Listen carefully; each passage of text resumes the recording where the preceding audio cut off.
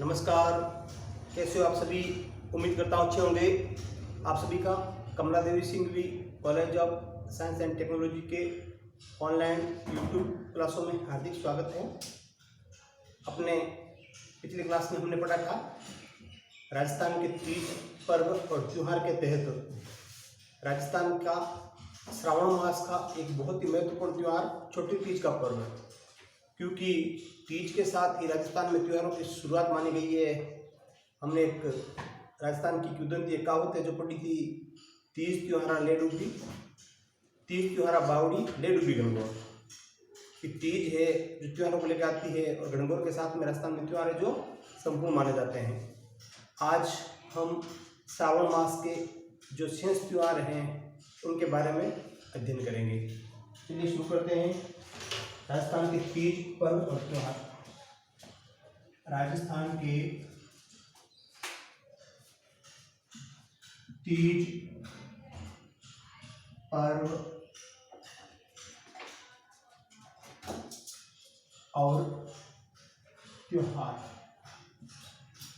राजस्थान वैसे अपने त्योहारों का देश है। मैंने आपको बताया यहाँ हर दिन एक त्योहार होता है। हम पढ़ रहे थे श्रावण मास के त्योहार, श्रावण का महीना, श्रावण मास के पर्व। हमने तीज का त्योहार पढ़ लिया था। आज अपना नेक्स्ट है वो है रक्षा बंधन। रक्षा बंधन का पर्व संपूर्ण भारतवर्ष में भाई बहन का एक पावन प्यार, रक्षाबंधन का त्योहार बहुत ही महत्वपूर्ण त्योहार है। रक्षाबंधन का त्योहार श्रावण मास की पूर्णिमा को मनाया जाता है। कब मनाया जाता है? श्रावण मास की पूर्णिमा को मनाया जाता है। और ये जो श्रावण मास की पूर्णिमा है इसे नारियल पूर्णिमा भी कहते हैं। नारियल पूर्णिमा भी कहते हैं श्रावण मास की पूर्णिमा को। और अमरनाथ यात्रा इस दिन पूर्ण होती है। श्रावण पूर्णिमा के दिन इस नारियल पूर्णिमा कहते हैं। खास से आपके श्रावणी शूलों भी कहते हैं। श्रावणी शूलों का पर्व है वो भी कहते हैं। इस त्योहार को लेकर के राजस्थान में संपूर्ण भारतवर्ष में बहुत सारी किंवदंतियां प्रचलित है, अनेकों कहानियां प्रचलित है। इस त्योहार की शुरुआत है जो कैसे हुई थी, कहाँ से हुई थी, शुरुआत में त्योहार है जो मनाने की परंपरा है किस प्रकार से स्थापित हुई। तो इसके लिए 3 कहानियां हैं, मैं आपको बता रहा हूँ। भविष्य पुराण के अकॉर्डिंग, भविष्य पुराण के अनुसार भविष्य पुराण में कहानी बताई गई है। इस पुराण में कहानी बताई गई है कि देवासुर संग्राम में, कौन से संग्राम में? देवासुर संग्राम में, देवासुर संग्राम, देवताओं और असुरों का, देवासुर देव धन असुर, इनका युद्ध हुआ था। इनका युद्ध हुआ था और युद्ध से रक्षाबंधन की कहानी जुड़ी हुई है। हुआ यूं कि देवासुर संग्राम के तहत भगवान श्री इंद्र की जो पत्नी है, इंद्र की जो अर्धांगिनी है, भगवान श्री इंद्र की जो पत्नी है,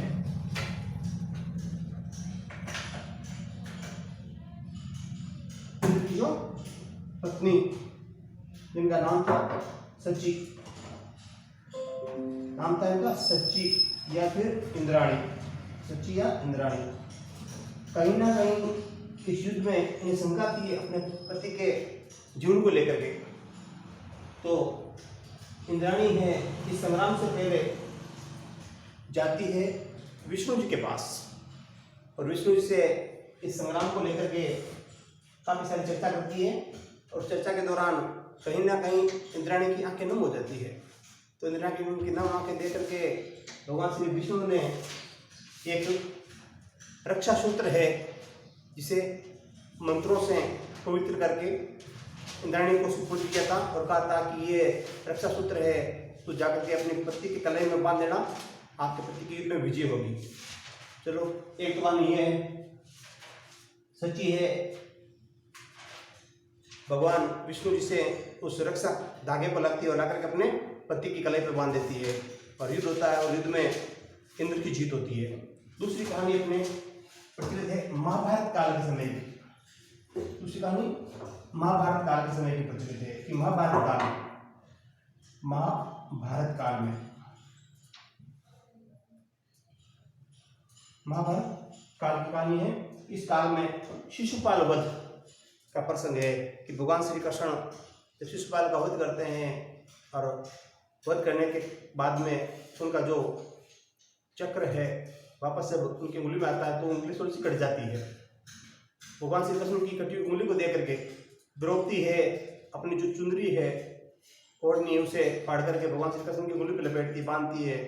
कहते हैं कि वहीं से भारतवर्ष में रक्षाबंधन की शुरुआत मानी जाती है। और कालांतर में जब उसी महाभारत काल में द्रौपदी का चीरहरण हो रहा था तो भगवान श्री कृष्ण ने वादा किया था, जब द्रौपदी ने भगवान श्री कृष्ण की उंगली पर अपनी चुंदरी बांधी थी उसमें वादा किया था कि मैं आपकी रक्षा करूंगा।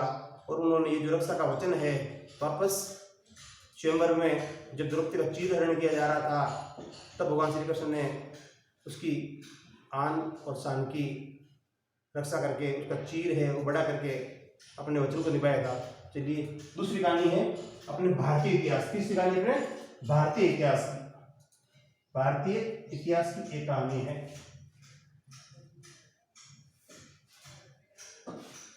1534 की बात है। 1534 की बात है।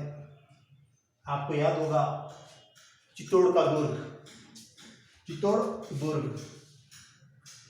दुर्ग के उस समय राजा थे विक्रमादित्य, जो बालक थे विक्रमादित्य, और इनकी संरक्षिका थी इनकी माँ, नाम था कर्मावती। जब चित्तौड़ पर 1534 में गुजरात के सूबेदार बहादुर शाह ने आक्रमण कर दिया था तब रानी कर्मावती ने हुमायूं के पास में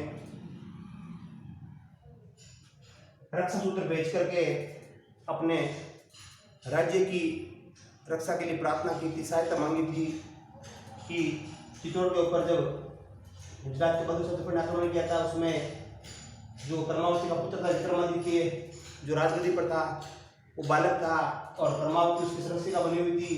तो कर्मावती ने हुमायूं को राखी भेज करके रक्षा सूत्र भेज करके अपनी सहायता के लिए उनसे प्रार्थना की थी। हालांकि इस कारण से वो प्रार्थना जो पूरी नहीं हो पाई। ये तीन जो कहानियाँ हैं भविष्य पुराण की कहानी, महाभारत काल की कहानी और भारतीय इतिहास की कहानी, इन कहानियों से माना जाता है कि भारत में रक्षाबंधन की शुरुआत है जो हुई थी। अब देखिए क्योंकि रक्षाबंधन का पर्व भाई बहन का पावन पर्व है, पावन त्योहार है। इस दिन बहनें हैं भाई की कलाई पे रक्षा सूत्र बांधती है, भाई की दाहिनी कलाई पे, कौन सी कलाई पे? भाई की दाहिनी कलाई पे रक्षा सूत्र बांधती है और भाई उन्हें रक्षा करने का वचन देता है। नारियल पूर्णिमा भी कहा जाता है, इस दिन नारियल से पूजा की जाती है। श्रावणी सोलून भी कहा जाता है। अब देखिए यानी भाई बहन का त्योहार है।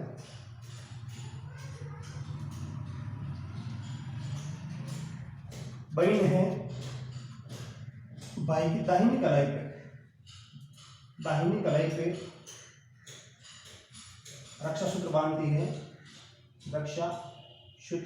है,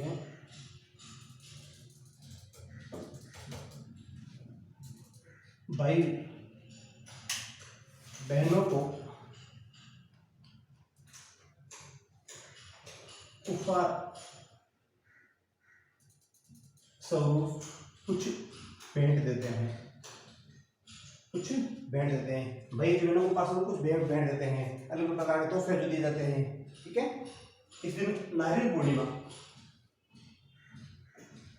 की श्रावण मास की जो पूर्णिमा उसे नारियल पूर्णिमा भी कहते हैं, क्योंकि सारे जो फल होते हैं उन फलों में से नारियल को पवित्र माना जाता है। और नारियल की पवित्रता ही कहीं ना कहीं भाई बहन का जो आपसी सौहार्द है, भाई बहन का जो आपसी प्रेम है, उस प्रेम की पवित्रता को क्या करता है, दृष्टांत दिखाता है। ठीक है, ये था आपके रक्षाबंधन का पर्व।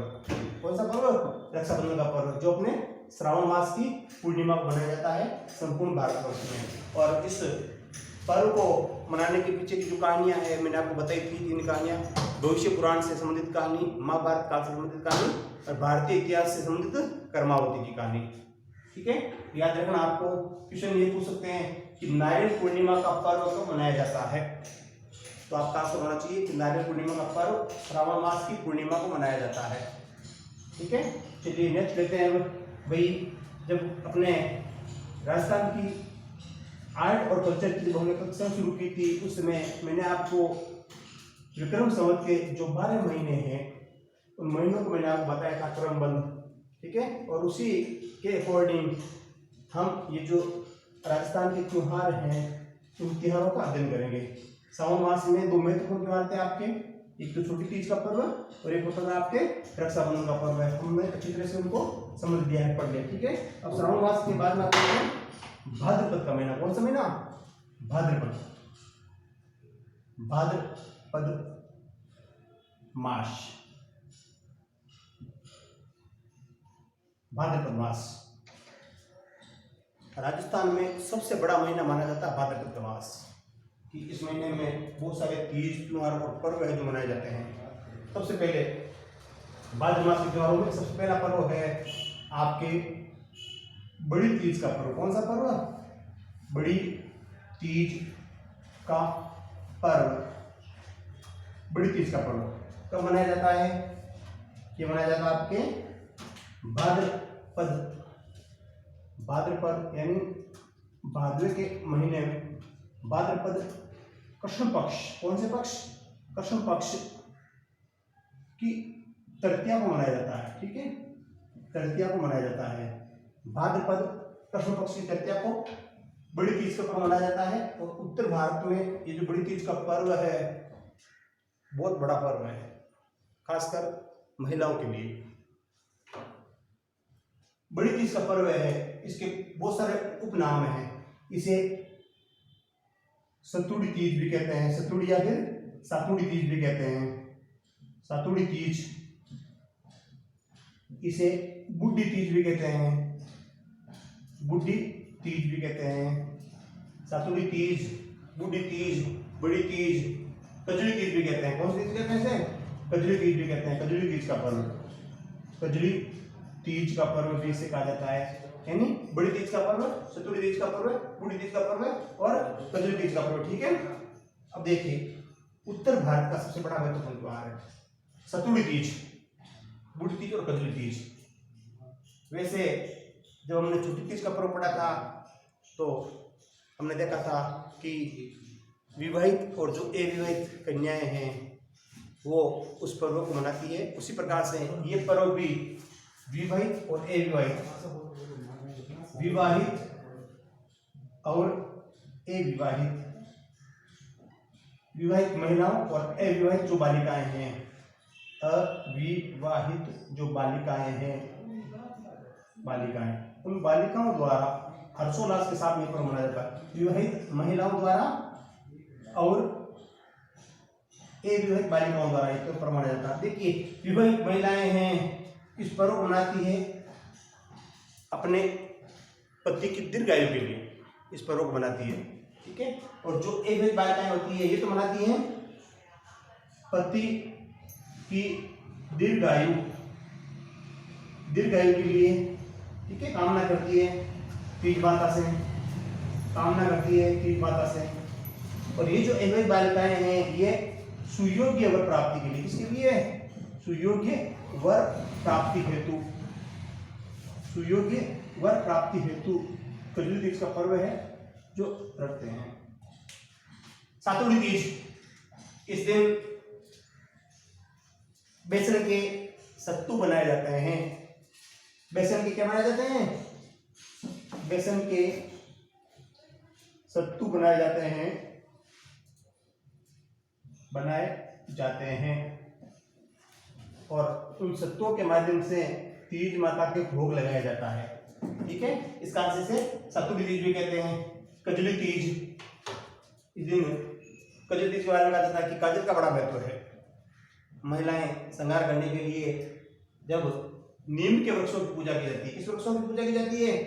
इस दिन नीम के जो वृक्ष के पत्ते हैं, नीम के पत्तों की पूजा की जाती है, पत्तों की पूजा की जाती है। इस पर्व से एक बहुत ही महत्वपूर्ण क्वेश्चन है जो एग्जाम के लिए बनता है, वो है आपके बड़ी तीज का मेला। कौन सी तीज का मेला? यानी बड़ी तीज का मेला कहाँ बढ़ता है?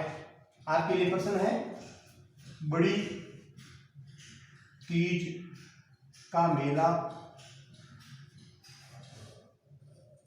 कहाँ बढ़ता है? राजस्थान में बड़ी तीज का मेला कहाँ लगता है और कहाँ का प्रसिद्ध है? राजस्थान में बड़ी तीज का मेला बूंदी का प्रसिद्ध है। कहाँ का प्रसिद्ध है? बूंदी का बड़ी तीज का मेला प्रसिद्ध है भाई। बूंदी का मेला, बूंदी का बड़ी तीज का मेला राजस्थान में बहुत ही प्रसिद्ध है। और ये जो बूंदी का मेला है, इससे संबंधित भी एक कहानी है, और वो कहानी ये है कि बूंदी की जो रियासत है वहाँ हाड़ा राजाओं का आधिपत्य था। ठीक है, बूंदी रियासत में, ये जो बूंदी रियासत है यहाँ पर हाड़ा राजाओं का क्या था? आधिपत्य था। हाड़ा राजाओं का आधिपत्य, हाड़ा राजाओं का आधिपत्य था।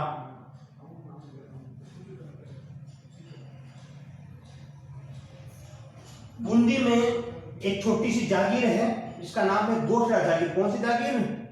गोठड़ा जागीर या गोठड़ा गांव। ये जो बड़ी तीज का मेला है कहीं ना कहीं छोटी तीज के मेले से जुड़ा हुआ है कि राजस्थान में छोटी तीज की जो सवारी है वो जयपुर की प्रसिद्ध मानी जाती है। ठीक है, हुआ यूं कि बूंदी का जो मेला लगता है उसके पीछे एक कहानी प्रचलित है कि पहले ये मेला जयपुर में लगता था, बाद में ये मेला बूंदी है जो स्थानांतरित हो गया। हुआ यूं कि बूंदी रियासत में छोटी सी जागीर है, जागीर का नाम है गोठड़ा जागीर। गोठड़ा जागीर के जो जागीरदार थे उनका नाम था श्री बलवंत सिंह। क्या नाम था उनका? बलवंत सिंह है, इनका नाम था बलवंत सिंह। एक बार गोठड़ा जागीर के जो श्रीमान बलवंत सिंह जी हैं अपने मित्र के साथ में बैठे हुए थे शाम के समय, तो कहीं ना कहीं मित्र ने इनके सामने चर्चा की थी तीज के जयपुर के पर्व की, कि महाराज तीज का पर्व तो जयपुर में मनाया जाता, बाकी बातें छुट्टी है सब। ये बात किसने? बलवंत सिंह के जो मित्र थे, उस मित्र ने बलवंत सिंह से कही थी कि भाई अपने साम्राज्य में क्यों नहीं हुए, वास्तव में तीज को पर्व तो जयपुर में मनाइए। आमेर जो रियासत है वहां पर तीज का पर्व बहुत ही महान। कहीं ना कहीं मित्र की ये बात बलवंत सिंह को क्या हो गई? चुप गई। उन्हें लगा कि वास्तव में जो मित्र की बात है वो बड़ी अच्छी बात है और कहीं ना कहीं हमें इसके लिए कुछ करना चाहिए। तो छोटी तीज के लिए बलवंत सिंह अपने विश्वस्त सैनिकों के साथ में जयपुर आते हैं और जयपुर आकर के जो छोटी तीज की सवारी है उस सवारी को लूट करके अपने साथ बूंदी ले जाते हैं, अपने यहाँ जागीर गोठड़ा जागीर ले जाते हैं और ले जाकर के यहाँ पर उसकी विधिवत पूजा करते हैं, अर्चना करते हैं। और यहाँ पर वो क्या करता है? बड़ी तीज का मेला शुरू हो जाता है। बड़ी तीज का मेला है जो यहाँ शुरू हो जाता है। ठीक है, फिर बलवंत सिंह जी की मृत्यु के बाद में बूंदी के जो राजा थे जिनका नाम था राम सिंह, बूंदी महारावल हाड़ा राजा राम सिंह है। कौन थे वो? राम सिंह है। कहीं ना कहीं बलवंत सिंह की निर्वाण के बाद में बूंदी महारावल हाड़ा राजा राम सिंह है, इनके शासनकाल में ये जो बड़ी तीज का मेला है ये बूंदी में शुरू हो जाता है। कहाँ शुरू हो जाता है? बूंदी में लगना शुरू हो जाता है और तब से लेकर के आज तक बड़ी तीज का मेला है जो बूंदी में भरा जाता है। ठीक है, अब देखिए इस दिन सत्तू बनाए जाते हैं। जूलों का विशेष महत्व है। किसका? जूलों का विशेष महत्व है। घर, आंगन, चौबारे, खेत, खलियान सब में इस दिन महिलाएं हैं जो झूले झूलती क्या करती है? झूले झूलती है, झूले झूलती है, ठीक है। और झूले झूल करके अपनी जो जीवन की खुशहाली है उसका जाहिर करती है। और साथ में जो सतरंगी लहरियों, सतरंगी लहरियों एक विशेष ओढ़नी है जो छोटी चीज को भी उड़ जाती है और बड़ी चीज को भी उड़ जाती है, ठीक है, ओढ़ी जाती है। सतरंगी लहरी है एक विशेष ओढ़नी है जो ओढ़नी उड़ जाती है। ये था आपके कजरी तीज का पर्व, ठीक है, कि कजरी तीज क्या होती है और कैसे होती है, ठीक है। अब देखिए भाई, तीज त्योहार और पर्व राजस्थान की अपनी एक अलग विशेषताएं हैं। हर त्योहार की अपने अपने रीतियाँ होती है, अपने अपने नियम होते हैं, हर त्योहार की अपनी अपनी परंपराएं होती है। उन रीतियों का, परंपराओं का निर्माण किया जाता है और वास्तव में बड़ी हर्षोल्लास के साथ में ये सारे त्योहार जो मनाए जाते हैं। ये थे आपके बड़ी तीज के कुछ पर्व हैं जो उनके ऊपर कुछ अच्छे अच्छे फैक्ट, अच्छे तथ्य आपको याद रखने के लिए जरूरी है कि खास करके बड़ी तीज का मेला कहाँ लगता है। बड़ी तीज का मेला है जो कहाँ भरता है, ठीक है, ये भरता है आपके बूंदी में, इसको आपको ध्यान रखना, ठीक है। और खास एक कर ये बात आपको ध्यान रखनी है कि भाद्रपद कृष्ण पक्ष तृतीया को बड़ी तीज का पर्व है जो मनाया जाता है। चलिए, ये तो हो गया अपने भाद्रपद का बड़ी तीज का पर्व। अब ले रहे हैं नेक्स्ट, भाद्रपद के महीने में और कौन सा त्योहार जो मनाया जाता है। नेक्स्ट हम देखते हैं कि भाद्रपद के महीने में त्योहार और मनाया जाता है। वो त्योहार होता है अपने भाई, तीज तो आ गई, चतुर्थी, पंचमी, षष्ठी। अब नेक्स्ट त्योहार आता है, वो आता आपके उपचट का पर्व। कौन सा पर्व है? उपचट का पर्व होता है आपके उपचट का पर्व।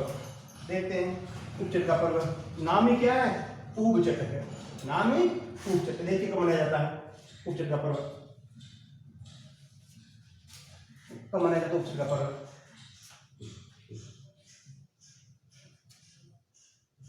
उपचट का पर्व भाद्र मास का उपचट का पर्व। कौन सा पर्व? उपचट का पर्व, उपचट का पर्व। देखते हैं उपचट को मनाई जाती है, ठीक है, उपचट का पर्व ये मनाया जाता है आपके भाद्रपद कृष्ण पक्ष की षष्ठी को, कृष्ण पक्ष की षष्ठी को यानी छठ को मनाया जाता है। कब मनाया जाता है? षष्ठी या फिर छठ को मनाया जाता है, ठीक है। यानी ये पर्व है जो उपचट का पर्व है, भाद्रपद कृष्ण पक्ष की षष्ठी या छठ को मनाया जाता है, ठीक है। अब देखिए भाई, उत्तर भारत में उपचट का पर्व है महिलाओं का एक बहुत ही महत्वपूर्ण त्योहार है। जिस प्रकार से संपूर्ण भारत में करवा चौथ का त्योहार होता है महिलाओं के लिए, ठीक है, खासकर विवाहित महिलाओं के लिए, वो का वो महत्व उपचट का है, ठीक है। इसे षष्ठी पर्व भी कहते हैं। कौन सा पर्व कहते हैं? इसे षष्ठी पर्व भी कहते हैं, षष्ठी पर्व भी कहते हैं। त्योहार का बहुत बड़ा महत्व है, उपचट का त्योहार है। अब देखिए उपचट,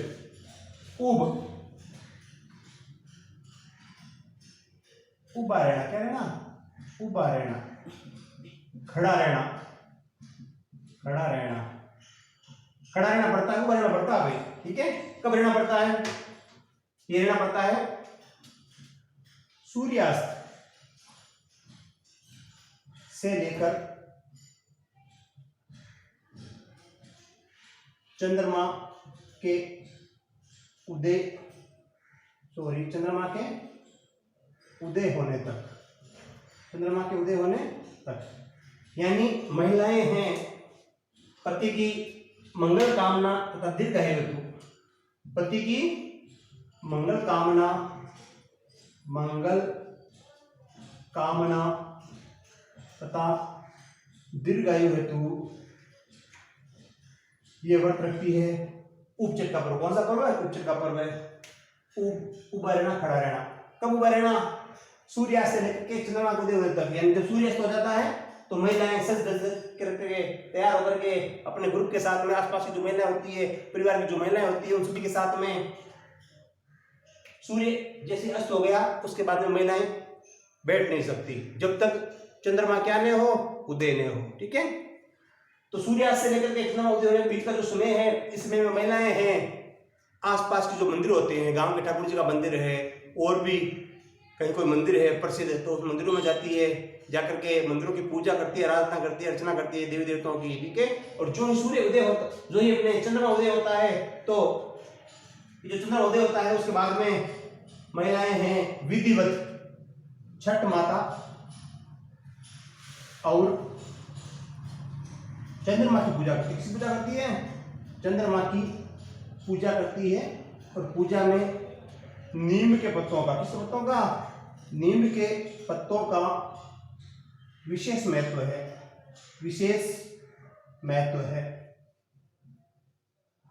दीपक प्रज्वलित किए जाते हैं, छठ माता को धूप लगाया जाता है, चंद्रमा को पानी का अर्घ्य दिया जाता है, नीम के पत्ते हैं उनके माध्यम से पूजा और अर्चना की जाती है।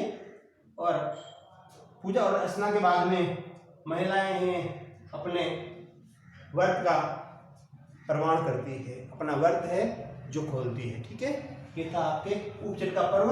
विशेष कब मनाया जाता है? आपके भाद्रपद कृष्ण पक्ष की षष्ठी को मनाया जाता है, उपचट का पर्व है, जो कि महिलाओं का एक महत्वपूर्ण त्योहार है। ठीक है, अब देखिए भादवे का महीना चल रहा है अपने, और उपचट के बाद में क्या था भाई, बताइए आप।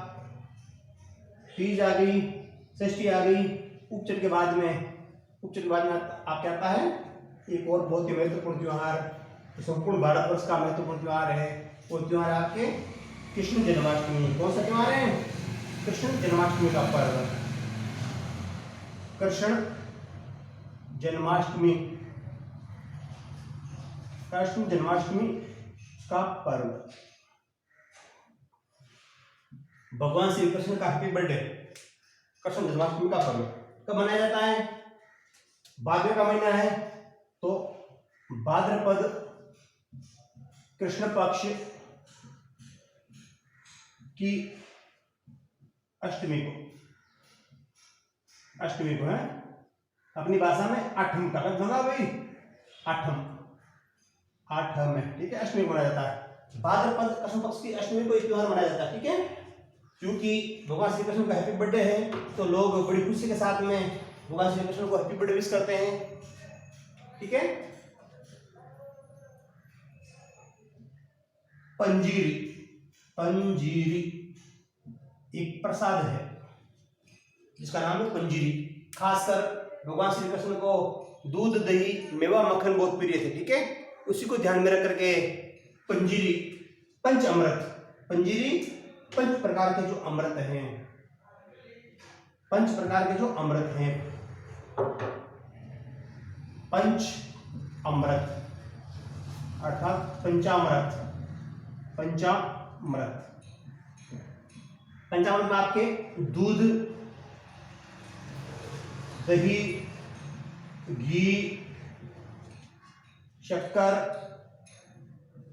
और शहद, दूध, दही, घी, शक्कर और शहद, इन पांचों तत्वों को मिलाकर के पंचामृत तैयार किया जाता है। और साथ में पंजीरी तैयार की जाती है। पंजीरी होती है आपके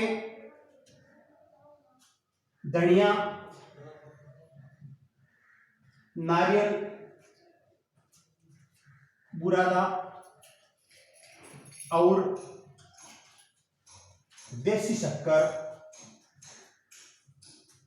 तथा घी, शुद्ध देसी घी तथा देसी घी, इन सभी को मिलाकर के एक खास प्रकार का व्यंजन तैयार किया जाता है, एक खास प्रकार की प्रसादी तैयार की जाती है, और उस प्रसादी को पंजीरी कहते हैं। ये जो पंजीरी पर्व है, खासकर भगवान श्री कृष्ण के जो मंदिर होते हैं, उन मंदिरों में भगवान श्री कृष्ण का जन्मोत्सव मनाया जाता है। तो जन्मोत्सव भगवान श्री कृष्ण के जन्म हो जाने के उपरांत जितने भी जो श्रद्धालु हैं मंदिर में उपस्थित होते हैं, उन श्रद्धालुओं को पंचामृत दिया जाता है। और साथ में ये जो पंजीरी का प्रसाद है, जिसमें आपके धनिया, पिसा हुआ नारियल, बुरादा, देसी शक्कर और देसी घी है, इन सभी को मिला करके जो व्यंजन तैयार किया जाता है वो श्रद्धालुओं में बांटा जाता है। और श्रद्धालु खास करके इस व्यंजन को प्राप्त करके तृप्त हो जाते हैं। इस दिन जन्माष्टमी का इस दिन आपके जन्माष्टमी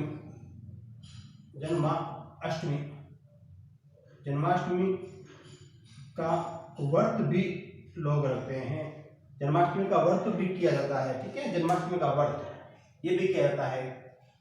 इस व्रत को करने की जो परंपरा है वो कहीं ना कहीं शुरू होती है कि भाई भगवान श्री कृष्ण की माँ देवकी, उनसे भगवान श्री कृष्ण का जन्म होने वाला था। कहीं ना कहीं प्रसव पीड़ा थी और प्रसव पीड़ा के कारण लोग हैं जो जन्माष्टमी में व्रत करते हैं कि भाई देवकी की प्रसव पीड़ा है, इसलिए हम लोग हैं खाना नहीं खाएंगे। जब भगवान श्री कृष्ण का जन्म हो जाएगा, जन्म के बाद में ही अपना व्रत है अन्न जो ग्रहण करेंगे। ये किंवदंती है इस कहानी को लेकर, ठीक है। और लोग व्रत रखते हैं और व्रत को कृष्ण जन्म के उपरांत, कृष्ण जन्म के उपरांत, कृष्ण जन्म के उपरांत इस व्रत को खोला जाता है, ठीक है। कृष्ण जन्म के उपरांत इस व्रत को खोला जाता है। ये था भाई आपके कृष्ण जन्माष्टमी का पर्व जो भाद्रपद कृष्ण पक्ष की अष्टमी को मनाया जाता है, ठीक है। जिसे कहते हैं कृष्ण जन्माष्टमी का पर्व, ठीक है। आपको ध्यान रखना है, पूछा जाता है कि कृष्ण जन्माष्टमी का पर्व कब मनाया जाता है। ये मनाया जाता है आपके भाद्रपद कृष्ण पक्ष की अष्टमी को मनाया जाता है, ठीक है। नेक्स्ट देखते हैं अपने कृष्ण अष्टमी के बाद में एक और महत्वपूर्ण त्योहार है, उसे देखते हैं कि कौन सा त्योहार है। वो है आपके नेक्स्ट गोगा नवमी का त्योहार। कौन सा त्योहार? यानी कृष्ण जन्माष्टमी के अगले ही दिन राजस्थान में एक और महत्वपूर्ण त्योहार माना जाता है। इस त्योहार को कहते हैं आपके गोगा नवमी का त्योहार। कौन सा त्योहार? गोगा नवमी का त्योहार, गोगा नवमी पर्व, गोगा नवमी पर्व।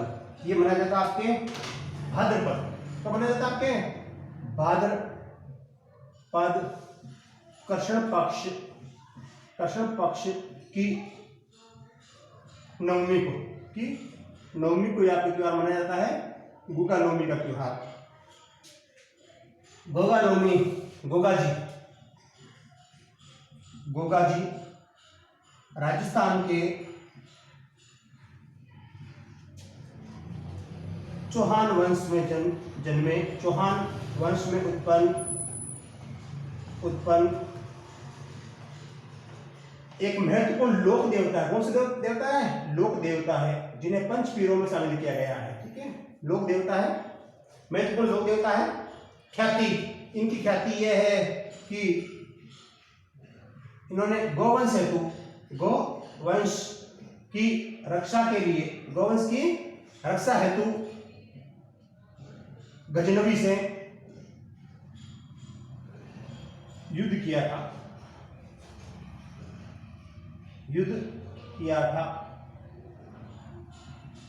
गजन से युद्ध किया था, ठीक है। ये सांप्रदायिक सद्भाव के पक्षधर थे। इसी कारण से उत्तर भारत का हिंदू और मुस्लिम दोनों संप्रदाय के लोग, हिंदू और मुस्लिम दोनों संप्रदाय के लोग जोहर पीर या फिर जोहर पीर के नाम से मुस्लिम संप्रदाय, कौन सा संप्रदाय? मुस्लिम समाज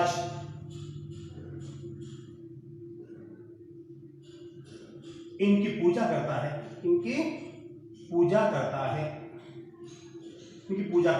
है। यानी जौहर पीर और जोहर पीर के नाम से मुस्लिम समाज के लोग इनकी पूजा करते हैं। अब भाई बात आती है गोगा जी के मेले की। महत्वपूर्ण क्वेश्चन है आपके गोगा जी का मेला। एग्जाम ऑफ व्यू की दृष्टि से बहुत ही महत्वपूर्ण क्वेश्चन है, गोगा जी का मेला कहाँ पड़ता है? गोगा जी का मेला कहाँ पड़ता है? अभी बताइए आप, गोगा जी का मेला कहाँ लगता है? गोगा जी का मेला आपके लगता है गोगा मेड़ी में। कहाँ लगता है? गोगा मेड़ी, जो कि हनुमानगढ़ जिले की एक तहसील है नौहर तहसील, ठीक है। उस नौहर तहसील में गोगामेड़ी नामक स्थान पर गोगा जी का मेला पड़ता है। और ये जो गोगामेड़ी है इसे धूड़ मेड़ी भी कहते हैं, धड़ मेड़ी या फिर धूड़ मेड़ी भी कहते हैं। और धड़ मेड़ी कहने का मेन कारण ये था कि जब गोगा जी गोवंश की रक्षा करते हुए लड़ रहे थे तो लड़ते लड़ते उनका सिर तो कहीं सिर कट गया था, अलग जगह जाके गिरा था। और ये जो धड़ है गोगा जी की इस स्थान पर आके गिरी थी। इस कारण से यहाँ पर गोगा जी का भव्य आलीशान मंदिर बनाया गया है। और प्रतिवर्ष भाद्रपद कृष्ण पक्ष की नवमी को गोगा जी का मेला है हनुमानगढ़ की नौहर तहसील में मनाया जाता है, ठीक है। नौहर तहसील में इनका मेला मनाया जाता है। लोग इस दिन खीर, चूरमा, सवैया और मालपुओं का भोग है भगवान श्री गोगा जी को। जो लोक देवता है इनको अर्पण करते हैं। इनको खीर का, चूरमे का, सवैया का और मालपुओं का भोग जो लगाया जाता है। गोगामेड़ी सांपों के देवता है, सांपों के देवता माने जाते हैं, सांपों के देवता माने जाते हैं। इस दिन यानी गोगा नवमी के दिन रात्रि जागरण होते हैं। रात्रि क्या होते हैं? जागरण होते हैं। रात्रि जागरण होते हैं। गोगा जी के जो चबूतरे होते हैं, गोगा जी के जो स्थान होते हैं, मंदिर होते हैं, उन पर रात्रि रजगा कराया जाता है, रात्रि जागरण कराया जाता है। और रात्रि जागरण में खासकर गोगा जी के विवाह से प्रचलित, गोगा जी का जो विवाह है, इनके विवाह से प्रचलित, विवाह से संबंधित जो किंवदंतियां हैं, उन किंवदंतियों को खासकर जो गए कलाकार होते हैं उनसे गवाया जाता है, जिसे कहते हैं गोगा जी का ब्याह हो। क्या कहते हैं? गोगा जी रो ब्याह हो, यानी गोगा जी का ब्याह की जो कहानी है उस कहानी को सुनाया जाता है, ठीक है। गोगा जी के शादी की जो कहानी है उस कहानी को इस दिन सुनाया जाता है। और रात्रि के समय लोग जागरण करते हैं, रज्जुगा करते हैं। और अर्धरात्रि के समय कहते हैं कि लोगों की मांग होती है कि भाई मैं गोगा जी ब्याह को सुनो, वो कथा सुनो, इसमें किस प्रकार से गोगा जी ने केलम देश से शादी की थी, किस प्रकार की कहानी, उस कहानी को सुनाइए। ये था आपके भाद्रपद मास का एक और पर्व, गोगा जी का पर्व, जो भाद्रपद कृष्ण पक्ष की नवमी को मनाया जाता है।